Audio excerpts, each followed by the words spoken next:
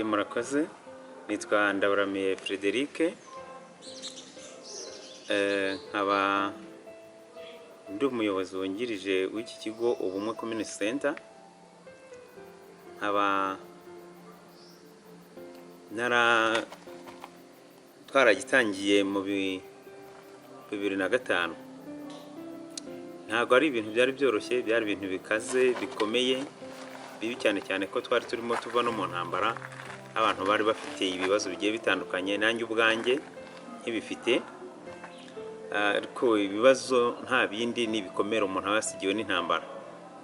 Ubu rero muri make nkaba ndahangaha ndi urugero mu bandi, nshobora kubafasha mu bintu bimwe bigiye bitandukanye, nubwo abantu babibona nk'ikibazo ko nta maboko, ko bitashoboka, ariko mu gutekereza ndetse no gushyira mu bikorwa ibya abandi bavuga ko amaboko ari yabikora, nanjye hari ibyo ngerageza kuba nakora, cyane nko gushushanya ni ibintu umuntu wese abona ko ari umurimo woroshye ariko ukomeye.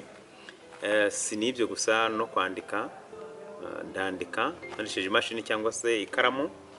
Ibyo rero biri mu bimfasha gutanga urugero cyangwa se bikamfasha kwigisha abandi muri make. Ugize neza kwa yuko ubikomojeho,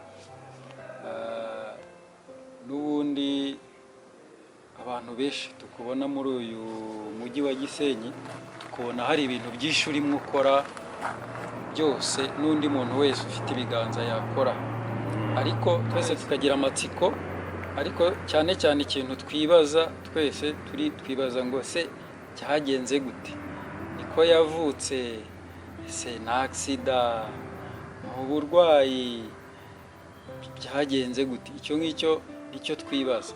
Twarangiza twava kuri icyo tukibaza ibintu byose, ese buriya akarabati, ese buriya arya ate, ese buriya yambara inkweto ate, ese. Ubu rero twagize amahirwe, turagufite hano ku Bumwe Community Center TV, turagira ngo rwose niba bitakugoye bivuye umuzi, utubwire ubundi byagenze gute. Murakoze cyane. Bundi kugira ngo umuntu akiri igikomere, aba ashobora kugira amahirwe akagira uwo avugana nawe ku bijyanye n'ibyamubayeho. Njyewe navutse nk'abandi, mvukira amezi 9, mvuka nuzuye, mfite amaboko n'amaguru n'umutwe bisanzwe nk'abandi bose.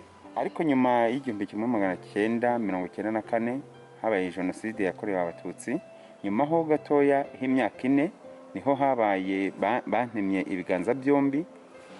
Mu 1998 nibwo natemwe ibiganza byombi, nimwe n'intera hamwe zidukuye muri bisi. Bivuga ko iyi example bampaye kugira ngo njye kwereka abantu bandi baturage badazikurikira. Ntabwo byanyoroheye kwiyakira cyangwa kwakira iki kintu, kuba waravutse uri muzima ugahura n'ibintu nk'ibi ngibi. Abantu benshi ibyo barabyibaza batese ni accident, n'intambara muri make. Watunyuriramo muri make, byagenze gute? Wari uvuye hehe? Waganaga hehe? Siyo bisi, hari abandi mwari muri kumwe, byagenze gute? Dushushanyirize, yenda nk'umuntu ujya ugenda muri iyi mihanda ya Musanze, Rubavu, nta magana he, byagenze gute? Murakoze. Njyewe navuye mu rugo iwacu, twara abana bagera kuri 5. Iwanyu hehe? Iwacu ni mu karere ka Ngororero, uyu munsi hitwaga Ramba kera, ariko uyu munsi ni muri Ngororero. Nari mvuyeyo rero nje i Rubavu mu kitwaga Gisenyi. Icyo gihe ntago byanyoroheye kuhagera, twagiye muri bisi kimwe n'abandi bose. Twari abantu bagera kuri 18 barenga, ko twari muri taxi. Tuza abagenzi bagiye batandukanye. Tugeze ahantu bita muri Nyakiriba, mu makoni ya Nyakiriba, tuhasanga ambubushe, badukuramo muri bisi. Maze kudukuramo baratuboha, buri mumwe wese bamaze kutuboha batujyana munsi y'umuhanda ahantu mu bigunda, ariko ubwo tuhageze baratwicaza batangira kuduhondagura badukubita ibikoni. Nyuma yaho baza kuduhambura badukuramo imyenda twese. Bamaze kudukuramo imyenda batujyana mu cyahoze cyitwa mu rugabano rwa Kanama na Nyakiriba. Aho hantu ni ahantu hari urutoki rwinshi, ubwo batangira kwica abantu bamwe na bamwe. Twe twari tukiri batoya rero barandeka. Harya wari ufite imyaka ingahe? Nari mfite imyaka 15 n'icyo gihe. Badukuramo imyenda, nta kintu nari nzi, sinari nasobanukiwe ngo ne bande. Nuko nyuma abantu aribo bambwiye bati izi ni Interahamwe, dore zifite n'amacumu n'ibiki, kuko ukabona bambaye nabi basa nabi, ariko umutima wabo wari wo kwica abantu ngo badakorana nabo cyangwa batabakurikiye cyangwa bagenda mu modoka bavuga ko tuvuye mu Nkotanyi. Mu Nkotanyi nyine ziba zabadutumyeho kugira ngo tugende tubarebe, ariko muri make urumva uyu muntu ari mu muhanda ntusobanukirwa ibibaye. Ubwo twageze aho ngaho ngewe ngezweho, bavuga yuko ngiye bataranyica, ahubwo ibyiza ari uko ntema ibiganza amaboko, barangiza nkagenda ntereka Inkotanyi ndetse n'abandi baturage ko iyo utabakurikiye, iyo mutagendanye, aricyo gihano baguha. None niba bitakugoye, usibye ko nyine bikomeye yenda kubivuga, ariko uko watangiye kubivuga cyangwa kubona ubiganiriza, hari n'uburyo nyine nabyo bivamo umuti. Wagerageza kutwereka nyine ukuntu icyo gikorwa cy'ubunyamaswa bagikoze, kuko ibyo byose hari na benshi yenda cyangwa abo mwari muri kumwe bose bo yenda babishe bose, yenda aho gutema ikiganza bagatema umutwe cyangwa ahandi ahita apfa. Ubundi byari bimeze gute aho hantu nyine babahurije? Byari bimeze gute? Kiriya gihe cyari igihe gikomeye kuyisobanura, ndetse n'abatabizi barabyumvaga, bumva mu mateka ukuntu icyo gihe cyakoraga. Iyo batakuragaho amaguru bagucaga amaboko cyangwa bagakuraho umutwe. Rimwe na rimwe wenda ku muntu wabavuze yababonye akatanga amakuru, bakuragaho umutwe. Rero icyo gihe ishusho ukuntu imeze, ngira ngo murabona hano ko bagiye batuboheye inyuma, bagiye batuzirika imigozi bazirikira inyuma. Noneho barangije bavuga yuko bagiye kumpa urwandiko. Ubwo muri ngewe nari nicayeho nzi ko bagiye kwandika urwandiko, nyine bakarumpa nkarujyana. Nubwo ntari nzi aho ndujyana ako gace, nibwo nari nakagezemo bwa mbere mu buzima bwanjye.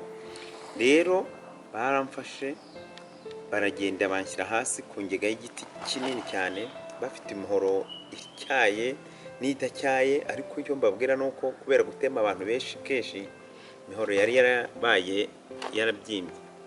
Rero ubwo bamaze kumfata kugira ngo ni urwandiko bagiye kumpa, ahubwo wari uburyo bwo kugira ngo bance ibiganza byombi. Bahereye ku biganza, kano kaboko mureba, iyi ni inkovu, aha niho batemye, baratema mpaka byanze, barongera barimora. Ubwo ari ububabare nahoraga nabwo, ko ntashoboraga gusobanura ngo abari inyuma yanjye bo biragenda bite, cyangwa kuko aba imbere bo nari nabonye ko bapfuye. Aho ngaho ariko ntahari, numva umutima wagiye.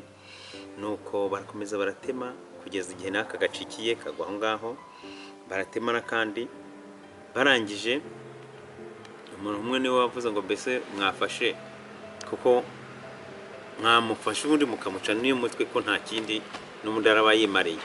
Baranga bati nagende, aho azagwa aho ngaho, cyangwa se agende, ariko iki nicyo gihano tumuhaye. Igihano bampaye, abandi mwarabyumvishe ko uko mbabwiye ko barapfuye, ntabwo byari ibintu tagisi yose yarapfuye, isike barayitwika.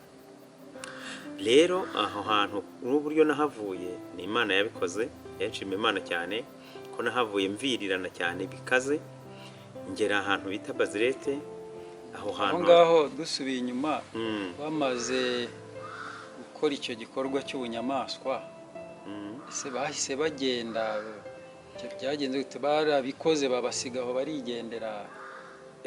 Aho ngaho badutemeye rero hasa naho hari muri campus yabo cyangwa se mu rugo wabo, ni ahantu mu rutoki ariko biberaga, ni abantu baba mu mashyamba babaga aho ngaho. Bigaragara ko twe bahadusize aho ngaho mu rubingo nyine byo barigendera, nta n'ukundi nyuma yo gukora icyo gikorwa baravuga bati turabikoze, azagende azabeho cyangwa ntabeho. Niyo mpamvu natangiye nshima Imana ko Imana yankijije, Imana yangiriye neza. Kuhava ntibyari byoroshye, nari nacitse intege kubera mbere yaho bari baduhondaguye badukubise, twacitse intege bikaze.